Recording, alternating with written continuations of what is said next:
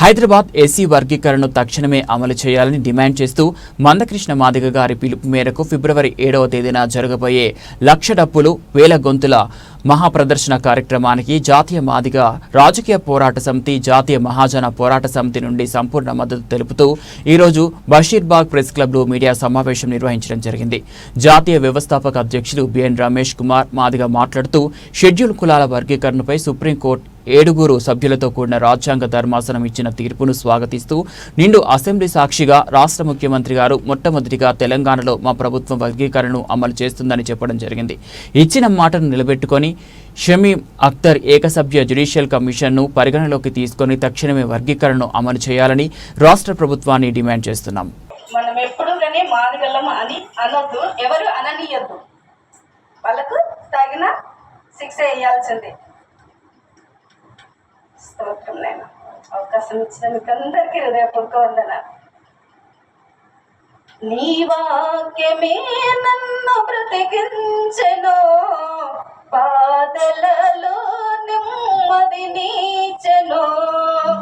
నీ వాక్యమే నన్ను బ్రతికించెను, బాధలలో నెమ్మది నీచెను. కృపాశక్తి దయాశక్తి సంపూర్ణుడా, వాక్యమయీ ఉన్న యేసు వందనమయ్యా. కృపాశక్తి దయాశక్తి సంపూర్ణుడా, వాక్యమయీ ఉన్న యేసు వందనమయ్యా. పాల వంటిది జుట్టు తేనె వంటిది, పాల వంటిది జుట్టు తేనె వంటిది. నా ఈ జనకు మహామధురమైనది, నా ఈ జనకు మహామధురమైనది.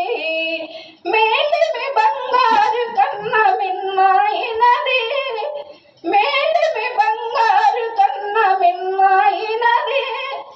రత్నరాజుల కన్నా కోరదగినది, రత్నరాజుల కన్నా కోరదగినది. నీ వాక్యమే నన్ను బ్రతికించెను, బాధలలో నెమ్మది నీచెను. నీ వాక్యమే నన్ను బ్రతికించెను.